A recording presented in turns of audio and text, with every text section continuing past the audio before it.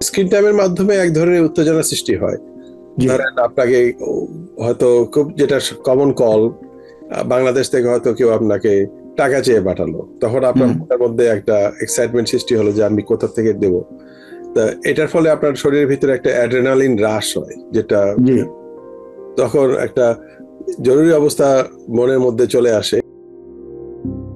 এবং ক্ষুদ্রাতি ক্ষুদ্র যে সমস্ত রক্তনালী আমাদের মস্তিষ্কে এবং হৃৎপিণ্ডে রক্ত সরবরাহ করে থাকে, হুম সেগুলিকে যখন আরেকটু আপনি সংকুচিত করলেন এবং এই ফাঁকে আপনি একটা সিগারেটও খেয়ে নিলেন, সিগারেটের হুম মাধ্যমে কিন্তু রক্তনালী একটু সংকুচিত হয়, যার ফলে কিন্তু ওভারঅল আপনার শরীরের ভিতরে হৃদরোগের একটা মারাত্মক পরিবেশ সৃষ্টি হলো।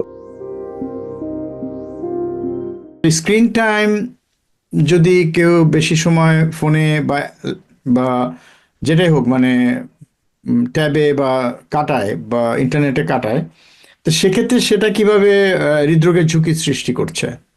যে এটা স্ক্রিন টাইমের মাধ্যমে এক ধরনের উত্তেজনা সৃষ্টি হয়। জি ধরেন আপনাকে হয়তো খুব যেটা কমন কল, বাংলাদেশ থেকে হয়তো কেউ আপনাকে টাকা চেয়ে পাঠালো, তখন আপনার হুম মনের মধ্যে একটা এক্সাইটমেন্ট সৃষ্টি হলো যে আমি কোথা থেকে দেব। তা এটার ফলে আপনার শরীরের ভিতরে একটা অ্যাড্রেনালিন হ্রাস হয়, যেটা জি তখন একটা জরুরি অবস্থা মনের মধ্যে চলে আসে। সেটার ফলে আপনার সেই হরমোনগুলি, যেগুলি আপনার অ্যাড্রেনালিন বা নর অ্যাড্রেনালিন বা কর্টিসল হুম নামে কিছু হরমোন আছে, সেগুলি আমার শরীরে তখন রিলিজ হয়। একটা জি মানুষ সংবাদ শুনে বা একটা খারাপ সংবাদ শুনে বা ভালো হুম সংবাদ শুনে এক্সাইটমেন্ট যেটা হয়, সেটা আপনার কিছুটা হরমোনাল আচ্ছা, বুঝতে রিলিজ হয়, পেরেছি। সেগুলি তখন আপনার শরীরে সুগারের পরিমাণটা একটু বাড়াইয়া দেয়, এমার্জেন্সি হুম হুম হ্যান্ডেল করার জন্য বুঝতে সুগারের পেরেছি। পরিমাণ বাড়া যায় এবং রক্তনালীগুলিকে একটু সংকুচিত করার চেষ্টা করে।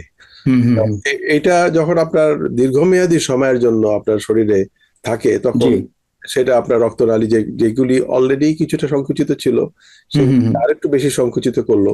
এবং ক্ষুদ্রাতি ক্ষুদ্র যে সমস্ত রক্তনালী আমাদের মস্তিষ্কে এবং হৃৎপিণ্ডে রক্ত সরবরাহ করে থাকে, হুম হুম সেগুলিকে যখন আরেকটু আপনি সংকুচিত করলেন এবং এই ফাঁকে আপনি একটা সিগারেটও খেয়ে নিলেন, সিগারেটের হুম হুম মাধ্যমে কিন্তু রক্তনালী একটু সংকুচিত হয়, যার ফলে কিন্তু ওভারঅল আপনার শরীরের ভিতরে হৃদরোগের একটা মারাত্মক পরিবেশ সৃষ্টি হলো। এবং আরেকটা জিনিস হলো যে ডায়াবেটিসের কারণে আপনার যেই নার্ভের ড্যামেজ হয়, যার ফলে আমরা হৃদরোগের ব্যথাটাও অনুভব করতে পারি না। তাহলে অনুভবটা বুঝতে পেরেছি। অনেকখানি, এই জন্য হুম 40% হুম হৃদরোগী, ডায়াবেটিসের রোগী 40% কিন্তু সাইলেন্ট হার্ট অ্যাটাক হয়, নীরবের হৃদরোগে আক্রমণ হয়ে গিয়ে তারা হুম হুম হুম সাইলেন্ট স্ট্রোকও হয়, সাইলেন্ট মিনি। বুঝতে পেরেছি। যার ফলে দেখা যাচ্ছে যে মানুষটা একটু অন্যমনস্ক, কথা ঠিক হুম হুম আছে শুনে না বা অন্যভাবে ব্যবহার করছেন, সেটা হলো মিনি স্ট্রোকের আলামত।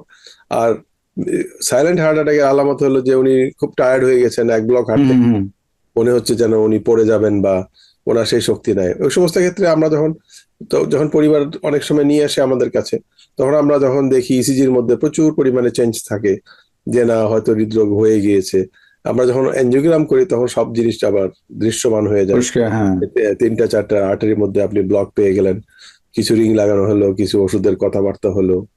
তা ওই সময় একটা হতাশাও চলে আসে রোগীর ভিতরে, জি নিজেকে অনেকটা খারাপ, মানে একটা বার্ডেন হিসেবে নেয়। অনেকে যারা আত্মসম্মান বোধ অনেক বেশি থাকে, তারা নিজেকে একটু মানে গুটিয়ে নেওয়ার চেষ্টা করে, কিন্তু বাস্তব আচ্ছা, আপনাকে ঘিরে ধরবে।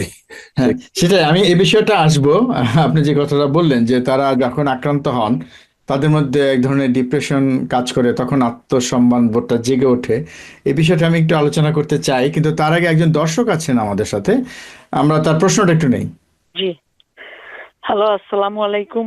আমার ওয়ালাইকুম আসসালাম। ডায়াবেটিস আছে আর হার্টের একটু প্রবলেম আছে। তো ডাক্তার আমাকে একটা মেডিসিন দিয়েছেন, রেনোলাজিন। এটা কি সব সময় খেতে হবে কিনা? একটু আমাকে উপদেশ দিলে ভালো হবে। ভালো থাকবেন। আসসালামু আলাইকুম। জি, ওয়ালাইকুম আসসালাম। ওয়ালাইকুম আসসালাম। রেনোলজির অনেক ভালো একটা ওষুধ, এটাতে আপনার বুকের ব্যথা কমিয়ে দেয়, তবে এটার কোনো দীর্ঘমেয়াদী উপকার নাই। তো এটাকে আমি এইভাবে বলি যে এটা হলো হৃৎপিণ্ডের টাইলানল বা অ্যাসিটামিনোফেন, যেটা আমরা মাথা ব্যথার জন্য ব্যবহার করি। তাৎক্ষণিকভাবে উপশম। হ্যাঁ, এটা আপনার বুকের ব্যথা খুব ভালো মতো টেক কেয়ার করে। তো আপনি সবসময় খাবেন কিনা সেটা উত্তর হলো যে আপনি যদি বুকের ব্যথা মুক্ত অবস্থায় থাকেন, ওই দিন আপনি ইচ্ছা করলে নাও খেতে পারেন।